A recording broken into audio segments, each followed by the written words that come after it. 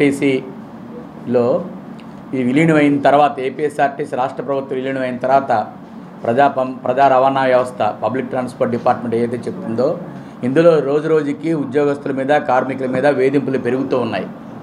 ఉద్యోగ సంఘాలు వాళ్ళ కార్మికుల తాలూకా సమస్యల మీద ఏ ఒక్క సమస్య మీద కూడా మాట్లాడకూడదు, ప్రశ్నించకూడదు, కనీసం ధర్నా చేయకూడదు, రిప్రజెంటేషన్ ఇవ్వకూడదు, ఇటువంటివి అన్నీ పెట్టి వాళ్ళ మీద వేధింపులకు గురి చేస్తూ ఉన్నారు.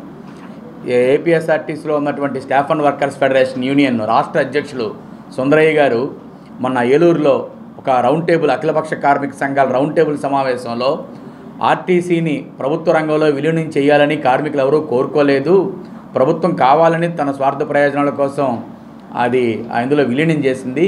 ఆర్టీసీని ప్రభుత్వ రంగంలో విలీనం చేయడం ద్వారా ఆర్టీసీ కార్మికులు కొత్తగా ఒరిగిందేమీ లేదు అని చెప్పి కార్మికుల తాలూకా మనోభావాల్ని తెలియజేశారు. దాన్ని సాకుగా చూపి ఆయన సస్పెండ్ చేయడం జరిగింది. అంటే ఈరోజు కార్మికులు ఏది మాట్లాడకూడదు. ఆర్టీసీ విలీనమైన తర్వాత కార్మికుల యొక్క జీవితాలు పెనం మీద నుంచి పొయ్యిలో పడ్డట్టు అయ్యాయి. ఏ విధమైన మార్పులు రాలేదు. రోజు రోజుకి వాళ్ళ మీద వేధింపులు పెరుగుతున్నాయి. యూనియన్గా ఏ యాక్టివిటీ చేయకూడదు, యూనియన్ పేర్లు కూడా మార్చుకోవాల్సిన పరిస్థితి ఏర్పడింది. వేజ్ నెగోషియేషన్ సక్రమంగా జరగటం లేదు. అలాగే వాళ్ళకి కొత్త బస్సులు కొనుగోలు చేయటం లేదు. పాత బస్సులతోనే కేఎంపీలు తీసుకురావాలని చెప్పి డ్రైవర్స్ మీద ఒత్తిడి పెంచుతూ ఉన్నారు. డ్రైవర్స్ మీద, లోపల గ్యారేజ్ స్టాఫ్, మెకానికల్ స్టాఫ్ మీద, రన్నింగ్ స్టాఫ్ మీద విపరీతమైన దాడులు, వేధింపులు, భారాలు పడుతూ ఉన్నాయి. వీటన్నిటి మీద ప్రశ్నిస్తున్నారు, మాట్లాడుతున్నారు. అంటే వాళ్ళని యూనియన్స్ లేకుండా చేయాలని చెప్పి పనగదొక్కుతున్నారు. మాట్లాడిన నాయకులు సస్పెండ్ చేస్తున్నారు.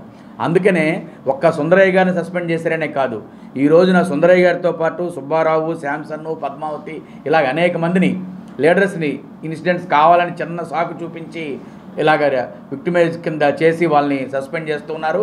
ఈ కాలంలో దాదాపు 30 మంది ఆర్టీసీలో ఉన్నటువంటి వివిధ డిపార్ట్మెంట్స్లో పనిచేస్తున్న 30 మంది ఉద్యోగస్తుల్ని సస్పెండ్ చేశారు. ఆర్టీసీ యాజమాన్యం ఇటువంటి కవ్వింపు చర్యలకి, బెదిరింపు చర్యలకి పూనుకోవడం మానేయాలి. కార్మికుల మీద వేధింపులకు గురి చేస్తే చూస్తూ సహించేది లేదు. ఆర్టీసీలో పనిచేస్తున్న కార్మికులు ఒంటరిగా లేరు. వాళ్ళ వెనకతల కార్మిక సంఘాలు, ప్రజా సంఘాలు వాళ్ళ అండగా ఉన్నాయి. ఆర్టీసీ కార్మికుల న్యాయమైన డిమాండ్ల కోసం వాళ్ళు చేస్తున్న పోరాటానికి అన్ని వేళలా కార్మిక సంఘాలు అండగా ఉంటాయి.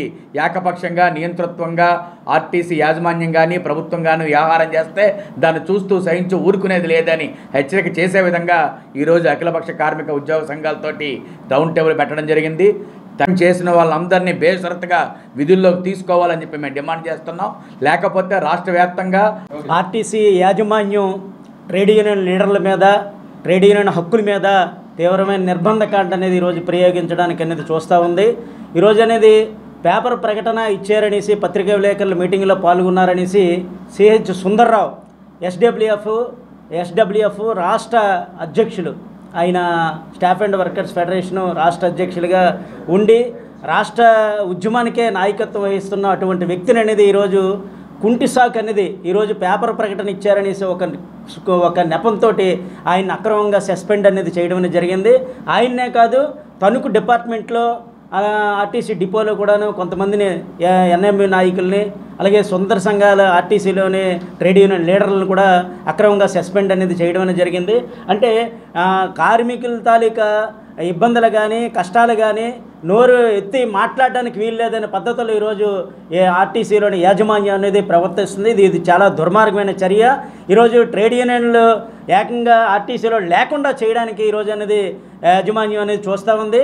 ఒక రకంగా ఏంటంటే ఇది ఆర్టీసీలోని డిపోలు అనేది విలీనం అయిన తర్వాత, ఏపీఎస్ఆర్టీసీ విలీనం అయిన తర్వాత గవర్నమెంట్లోని కార్మికుల తాలూకు, ఉద్యోగుల తాలూకు కష్టాలు అనేది మరింత రెట్టింపు అయ్యాయి.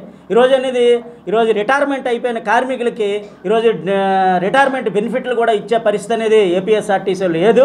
అటువంటి దుర్మార్గ చర్యలకు ఒక పక్క ట్రేడ్ యూనియన్ లేకుండా చేయాలనేసి, వాళ్ళ ప్రజాస్వామ్యాన్ని కూడా అడిగే హక్కు కూడా లేకుండా చేయాలనేసి ఈరోజు చేస్తుంది. దీనికి వ్యతిరేకంగా అన్ని ట్రేడ్ యూనియన్లు కూడా ప్రజా సంఘాలను కలుపుకొని రానున్న కాలంలో ఉద్యమాల్లో పోరాటాలు చేస్తాము, ఖచ్చితంగా దీనికి వ్యతిరేకిస్తాము అనేసి ఈరోజు తెలియజేస్తూ ఉన్నాం ఏఐటీసీగా. అలాగే